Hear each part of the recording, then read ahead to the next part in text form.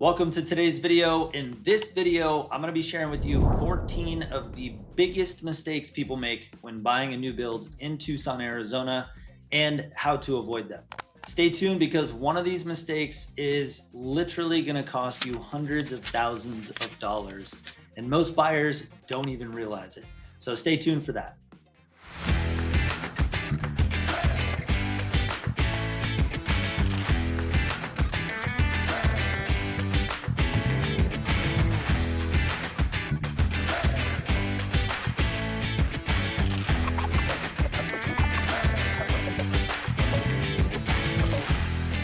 Hey, I'm Rich, and my family's lived in Tucson for over 150 years. If you want to know everything there is to know about lifestyle, real estate, and new builds in Tucson and the surrounding Tucson area, then you've come to the right place. Hit that subscribe button to stay tuned in and tap the bells to make sure you don't miss a thing. All right, starting off at number one. Up at number one is skipping third-party inspections. Now, just because it's new doesn't mean it's perfect. I have seen this time and time again, and that is why I always recommend a third-party inspector on a resale home and even on a brand new home. You know, the way I kind of explain it to people that hire me is if human hands have touched it, there's gonna be a mistake. With new builds, it is the same concept. There's bound to be mistakes, there's bound to be oversights. And if you don't have an additional set of eyes, a qualified person to look at that, then you could be missing very costly things that, yes, can most of them be fixed after closing? Can most of them be discovered? Yes, but also it could be more of a pain in the neck because you're already moved in. It may not be discovered until after specific warranties have expired. It may not be discovered until a whole lot more damage is done to the house when it could have been avoided just straight from the get-go, so that you know that your house is sound, it's complete, and it's been put together the way that it should be. Inspectors are gonna look top to bottom at the home, from the foundation to the roof and everywhere in between. They oftentimes will find issues with HVAC, they'll find stuff with electrical, they might find some issues with plumbing, but at a bare minimum, especially if you're building from the ground up, I think one of the best advantages to having an inspector come in is you can walk the property with them and ensure that if you added specific outlets in a particular area, or if you added specific fixtures in a certain area, lighting fixtures, plumbing fixtures, they can also help you verify that what is in the wall is actually the way you designed your house, so that they don't complete the drywall phase of the construction. The inspector can make sure that all of the items that you specified to have the builder add to your specific home is in fact there. All right, number two is being hands-off during construction. This one is really critical, and I want you to listen because I've seen this too many times. The mindset of you're buying a new house, you're trusting that it's going to be put together in the way that it should. I think that that is a good attitude. And I think a better attitude is trust but verify, especially when you're building from the ground up. Now, if you're buying a spec home, most of the building process is probably already completed, which is still why I would suggest a third-party inspection, testing all of the components, all of that good stuff. But this specifically applies to if you are building a ground up build. And I'll be completely honest, it does not matter what builder. I've worked with them all. KB Homes, LGI Homes, Centex, Pulte, Lennar, Meritage Homes, Mattamy Homes, Richmond American, Miramonte, you name it. You're going to benefit no matter what builder you choose from being involved. It's going to let your superintendent know that this is someone who is paying attention, and therefore I should make sure that I'm taking some extra precautions and checking my I's and crossing my T's. But it's also going to help you catch any potential misses. Again, if human hands have touched it, there's going to be mistakes. There's bound to be mistakes. I don't think that in the reality that we all live in, that you're gonna get, the expectation is that there's 100% no mistakes. It's just, can we keep the mistakes absolutely minimal? Are they minor mistakes? Let's say a foundation mistake is probably more significant than, say, there was a piece of trim around a door frame installed incorrectly. Maybe there's a little gap at where the miter cuts were made. Those are two mistakes, two completely different solutions and severity of the mistake themselves. Walk the site, I would suggest weekly if possible. Oftentimes we work with a lot of people that are moving from out of state. If that's you, I totally appreciate how this is something that's very, very important.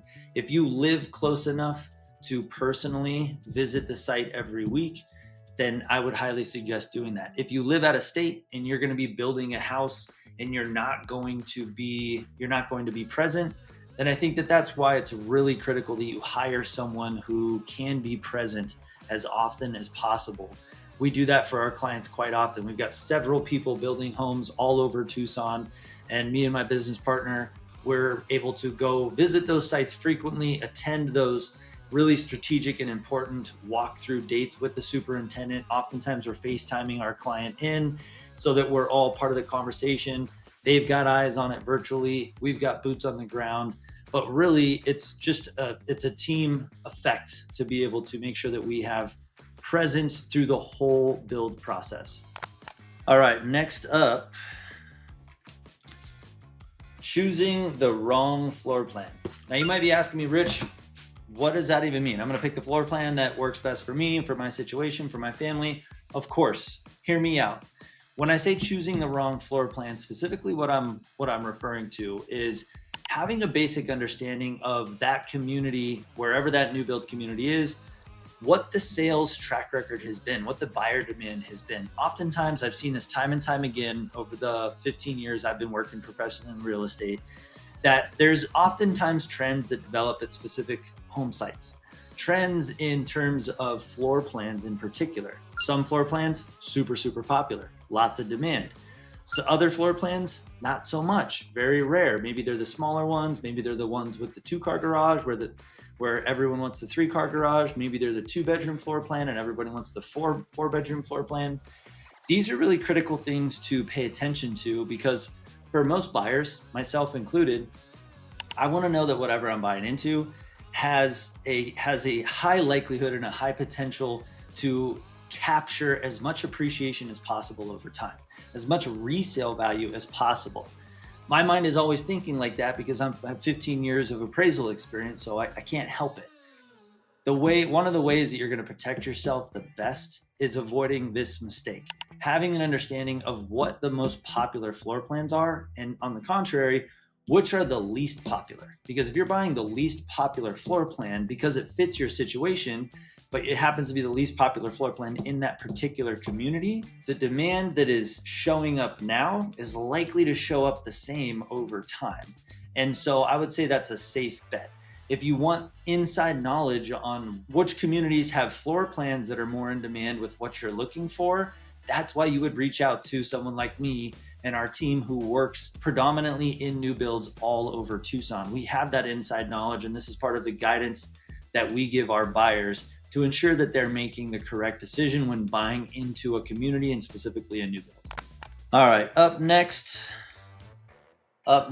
selecting unpopular or outdated features. Now, this is similar to the one that we just talked about. Let me explain. Much like we talked about the floor plan and understanding which are the most common, most in demand and popular floor plans at a specific community and which floor plans aren't, same as features and upgrades with the builder. An example of this would be like, as trends in real estate change, here's an example of a trend. There was a trend in the 90s with gold fixtures, right? Everything was this like bright gold chandelier, bright gold faucets, bright gold, cabinet pulls. Not so much, right? It was a trend. Now you see those buyers walk through homes like that and it's a turnoff. But back in the 90s, man, that was the thing to have. Something common that we see today is garden tubs. There really isn't a whole lot of demand. Now, mind you, if you want a tub, I totally get it. My wife is the same way, but specifically a garden tub, the way it's designed, it's built in, it's tiled in, it's low, it's got the jets in it, it's big and kind of oval. That is not really a popular feature. In fact, tubs Tubs still have some popularity, but they have moved a lot more to more of a vessel, a freestanding tub.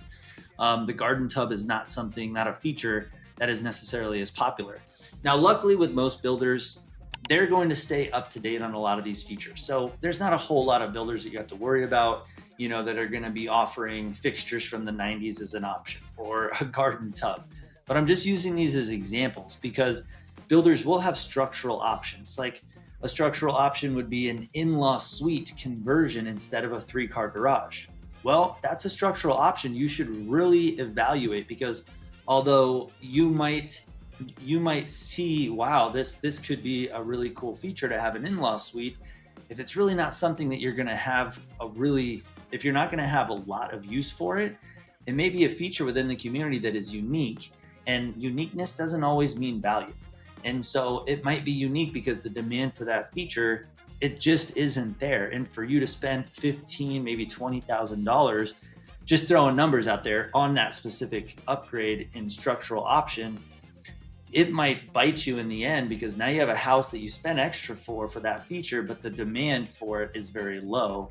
In fact, you're having to sell your house for less because people they're not really supporting it.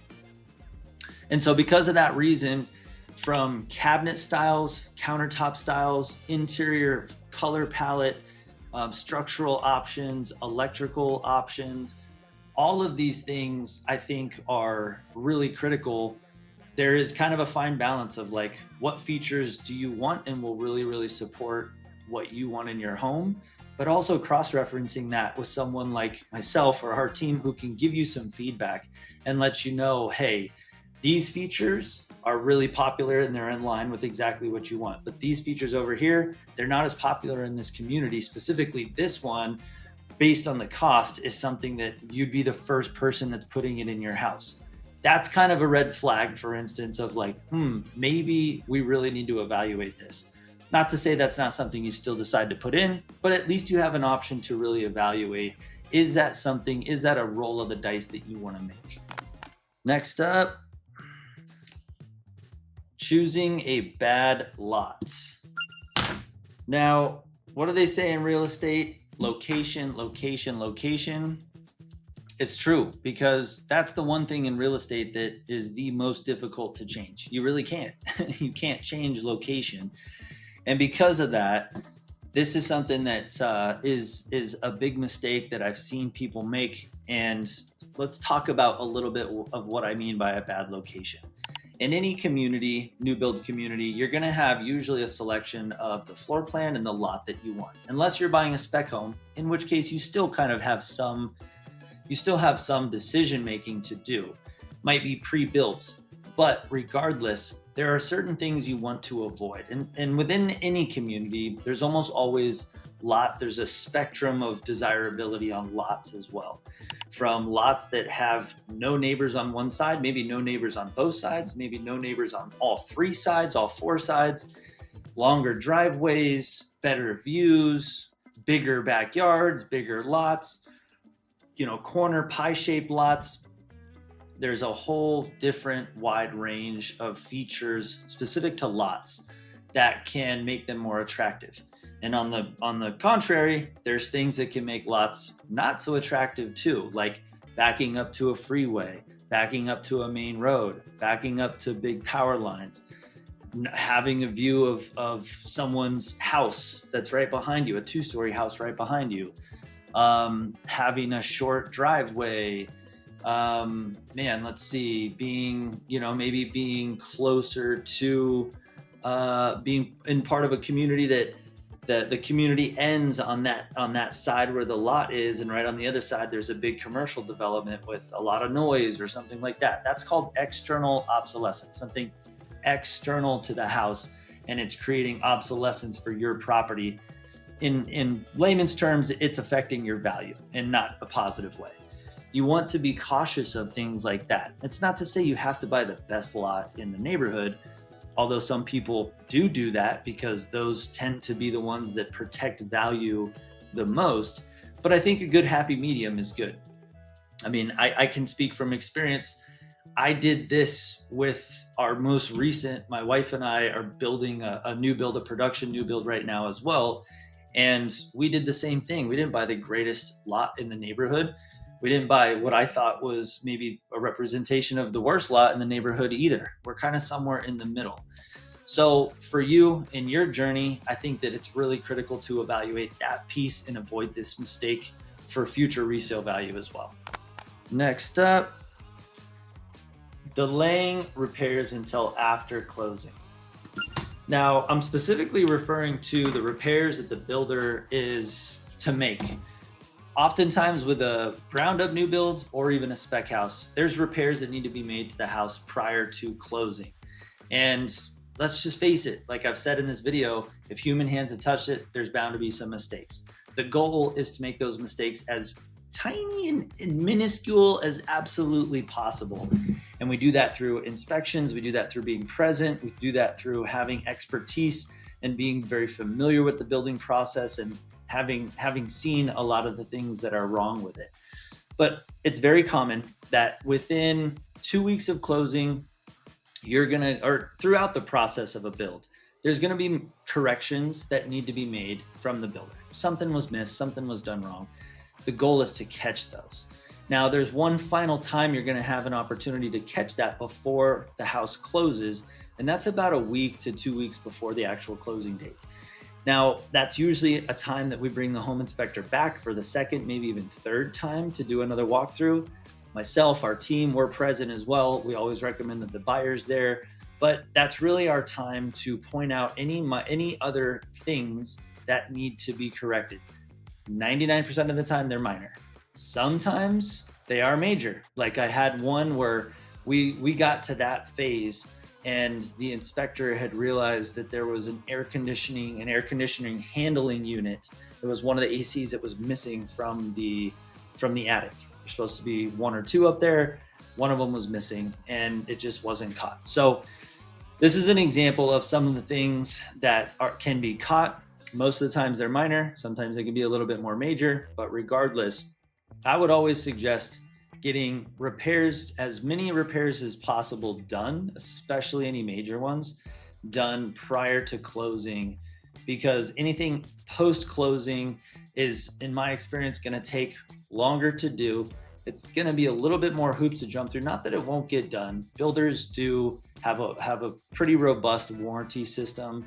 You're going to find reviews out there. Like if you do research, you're going to find reviews from every builder about some bad warranty experience, this and that. From my experience, having worked with all of these builders and more importantly, the homeowners that end up owning those homes, I think every builder has great experiences that they create. And then every builder has some challenging ones that turn into reviews online that aren't flattering. But regardless, that is part of the reason that I would suggest getting any repairs, especially major ones, done prior to closing. And even if we have to delay the closing slightly in order to accommodate that, that is oftentimes what we will suggest. All right, next up, not planning for a 1 to 2 week closing flexibility. I know that 2 looks like a 7, but it is a 2. So with any new builds, even spec houses, it sometimes can be tough to nail down a closing date with the builder. Now, this is particularly important for ground up builds. Oftentimes, you're not going to get a closing date until you're within about 30 to 60 days of closing. And usually that closing date does stick, but there have been times in my career that date has floated quite a bit. There's unexpected delays, oftentimes even in resale. But sometimes there can be delays. They're waiting on an appliance. They're waiting on some roofing material. They're waiting on, a city inspector to issue the certificate of occupancy. There's a lot of people involved in a new construction project, and there's a lot of checks and balances. And so because of all of those variables, sometimes there can be delays. And I think that one of the biggest mistakes that's very easy to avoid is to plan on a 1 to 2 week variable on closing, because oftentimes we will have a little bit of movement. 2 weeks would be high. It's rare. I could probably count on 3 fingers how long how many times it's been as much as 2 weeks. but it could be a week, 10 days, something like that. So easy to avoid. Understand that those closing dates can move when you're dealing with a new build.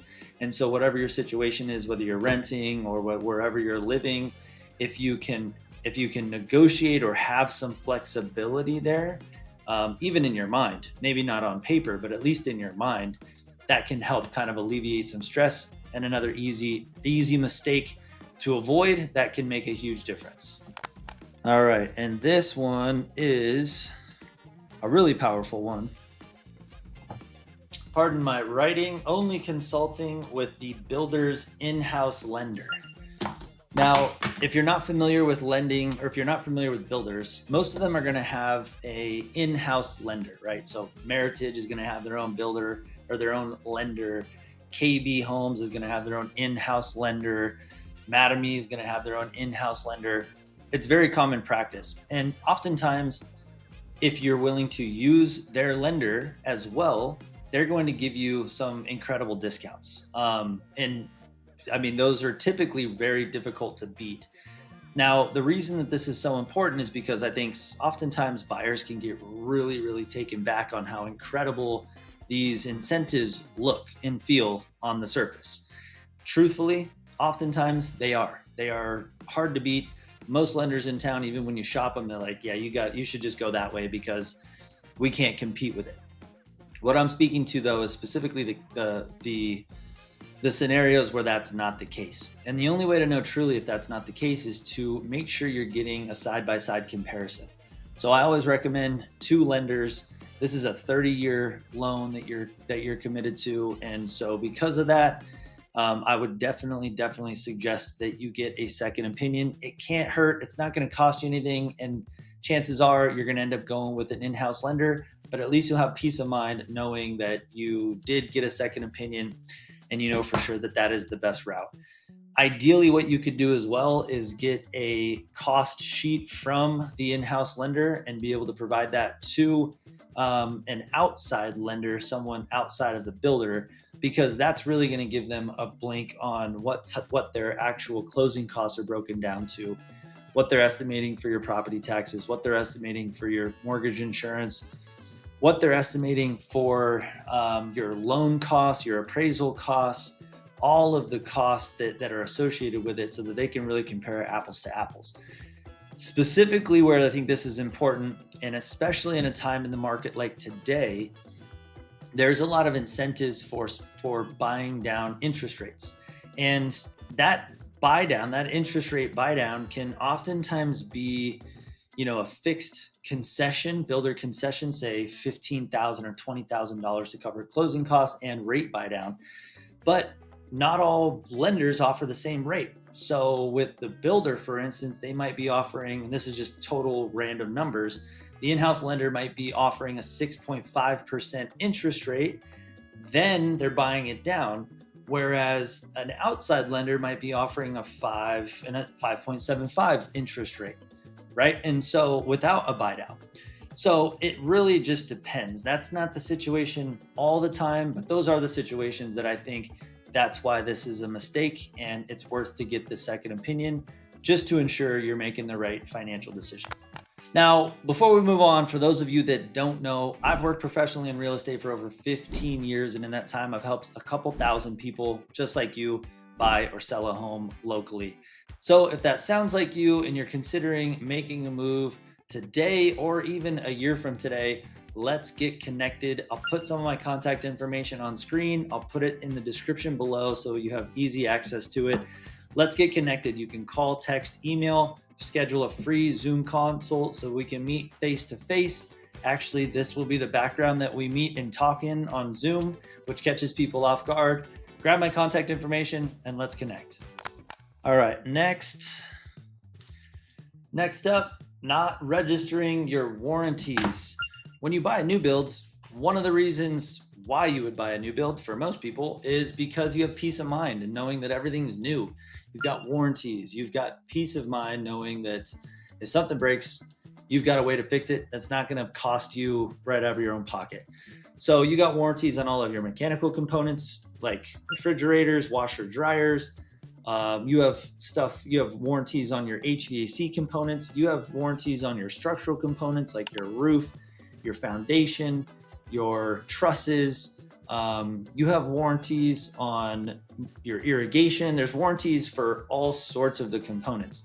And one of the biggest mistakes that I see buyers make, and most builders are really good at reminding you about this, but you got to register a lot of these warranties. Now, there's usually some sort of a structural warranty that's provided by the builder. Typically, it's 10-year structural. Roof warranties, those can be anywhere from 15 to 25 years typically. And there's specific components on the roof that are warranted for that long. Appliances, typically warranted for 3 to 5 years, 2 to 5 years, I would say. HVAC, there's manufacturer warranties there as well. So registering these activates that warranty, and you don't want to be the person who buys a new house for all of the peace of mind and knowing that if something happens, you're covered, and then something happens and you're not covered, because it kind of defeats the purpose. These components are new, and sometimes new things, they break unexpectedly, but at least you have a warranty to get it covered. So again, an easy mistake to fix, but it makes a huge difference and it can save you thousands of dollars. Ooh, this next one is an important one. Ignoring surrounding land use. So in any development, typically there is land, vacant land around it that usually isn't yet developed.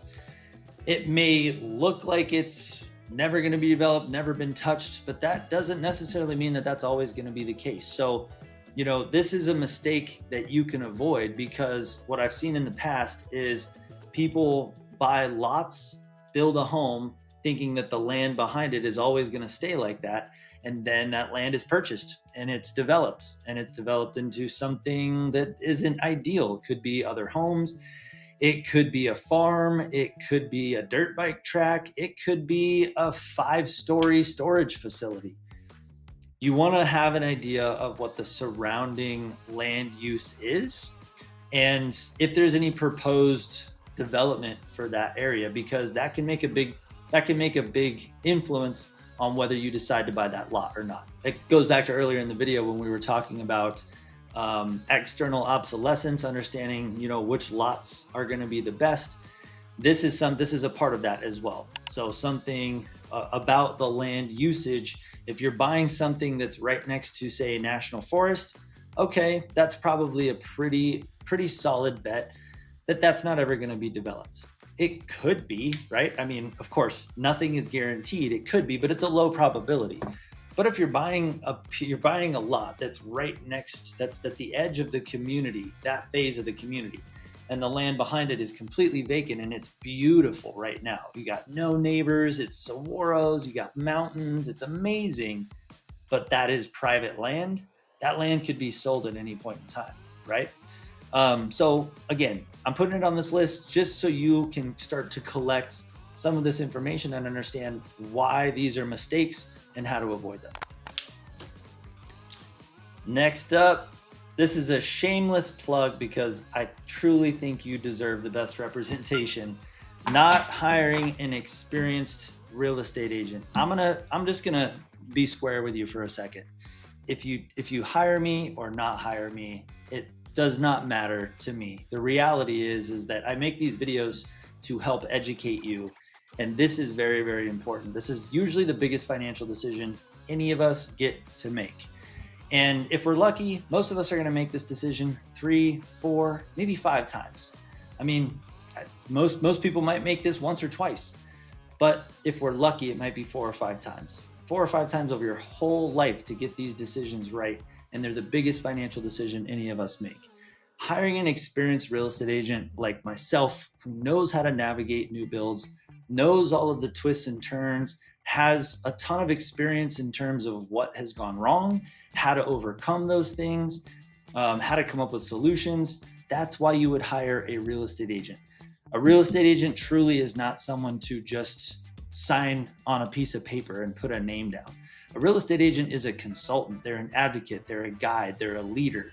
They have a servant attitude to be able to get you from point A to point B.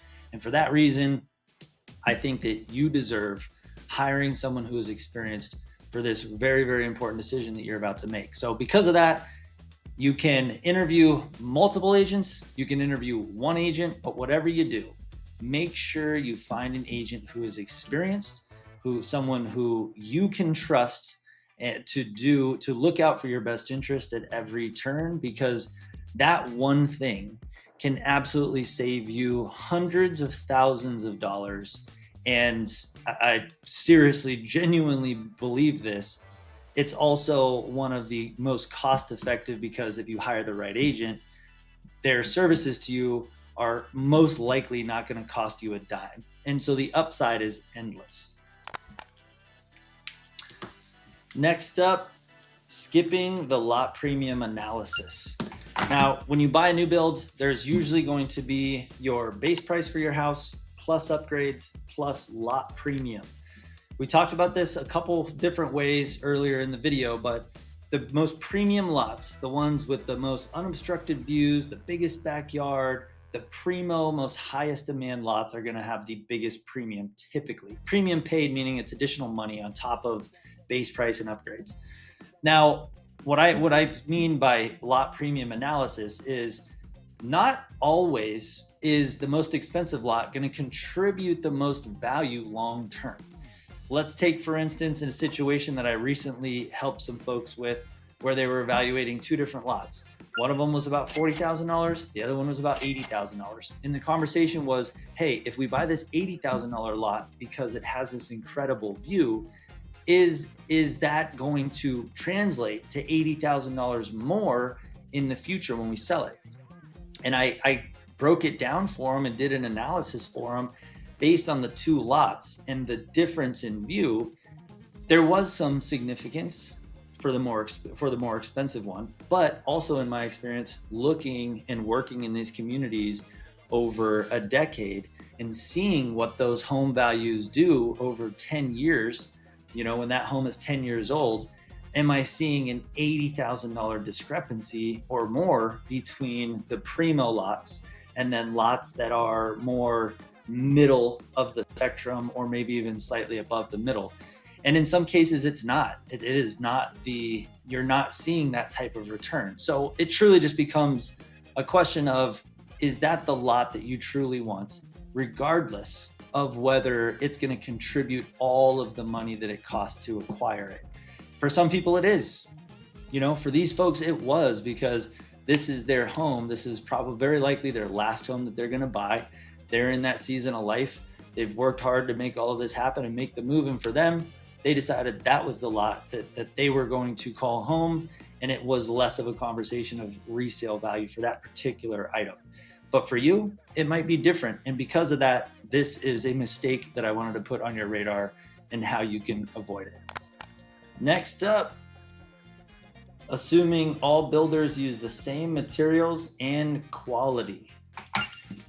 Now, touching on it a little bit deeper, because we talked, I think I hinted at this earlier in the video, not all builders are created equal. And you'll see that in difference in price. You'll see that in difference in the floor plans that they offer. But specifically in terms of the quality, definitely there's a spectrum, right? There's builders that cater specifically to affordability. And then there's home builders that cater specifically to, right before you go custom or semi-custom. So it's a bit of a spectrum. The materials can absolutely be different. Now, not all of the materials, a 2x4 is a 2x4 is a 2x4, right? But it's not always that case. They could be using different types of roof tiles. They could be using a higher quality underlayment under the roof. They could be using a higher quality mechanical components, higher quality HVAC, more efficient ducting for the HVAC.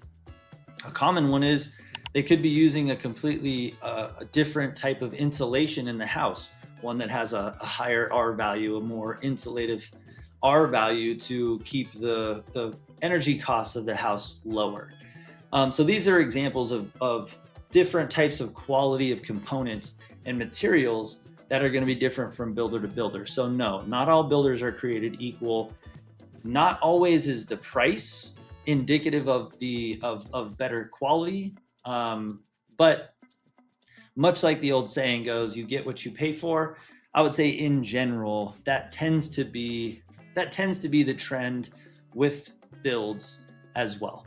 Now, caveat is there are nuances within that. If you look at, I like to separate builders as categories in terms of like, you've got more builders that generally always focus on affordability, right? And there's a certain level of quality, craftsmanship, attention to detail that comes with that. Then you got kind of the middle field of builders who focus on that mid-range of prices, maybe the buyer that's stepping up from their first house, or they're buying a second house, they want something a little bit more affordable. And then you have something that's top tier, right before you go semi-custom or custom. These production builders try to focus on that price point. And in each one, there's going to be nuances in each, right? In each subcategory, there's going to be builders that shine a little bit more based on energy efficiency, or shine a little bit more based on included features and finishes that you get, or shine a little bit more based on their floor plan design that they give you. So if you want some help determining these nuances, grab my contact information. I'm happy to help navigate that with you. Now, before I mention number 14, the last one, after that, I am going to be sharing with you an offer. It's going to be something that you can use as you navigate this new build process, whether it be with me or with someone else, whether it be in Tucson or outside of Tucson. It doesn't really matter. This will be a tool that you can use that will be really, really helpful. It'll be a reminder and kind of put all of this video into a context that's easily digestible in a way that you can follow through and make sure that you don't miss any of these and don't create any of these mistakes for yourselves. Last but not least, not verifying the final property tax. The final property tax. It's very common with new builds that the property tax when you close is much, much different than the property tax, say, after the first year. And the reason why is because the property tax when you close on the home is still based on it being raw, unimproved land. And the way property tax works is it's tax based on the overall value of the property. Now, an unimproved property versus an improved property, essentially just meaning a vacant piece of land with no building on it versus a piece of land with a nice brand new house on it, they have two completely different values. Therefore, they're going to be taxed completely different. So one of the biggest mistakes that you can avoid is by understanding and having an accurate estimate of what your property tax is likely to inflate to over the next 12 to 18 months of you owning your new home, so that you can plan accordingly, you can budget accordingly. That way you're not being completely caught off guard by thinking, ooh, my mortgage, my this, doing all of your budget, and you're calculating based on a property tax that's based on maybe a fifth of the amount that it should be, because it's based on raw, undeveloped, or unimproved land. Now, if you want to avoid these mistakes and make sure that you are protected, grab my email address right here. Here's the offer. Grab my email address, rich@enrichedhomesaz.com. I'll also put it in the description as well. You can email me and just say checklist. I will respond with a checklist, a new build buyer checklist that outlines all of these mistakes to ensure you can avoid them, whether you're buying in Tucson, whether you're buying anywhere in the country with a production builder, whether you're working with me, whether you're working with someone else. By all means, it's something completely free. I just want to provide some value so that you can use all of this information, put it to good use, and I hope that that's a big help and value to you. That's it for today's video. Be sure to hit that subscribe button and do me a favor and hit that like button if you enjoyed this video and got some value from it. Until next time, thank you so much for watching, and I hope to see you around the neighborhood.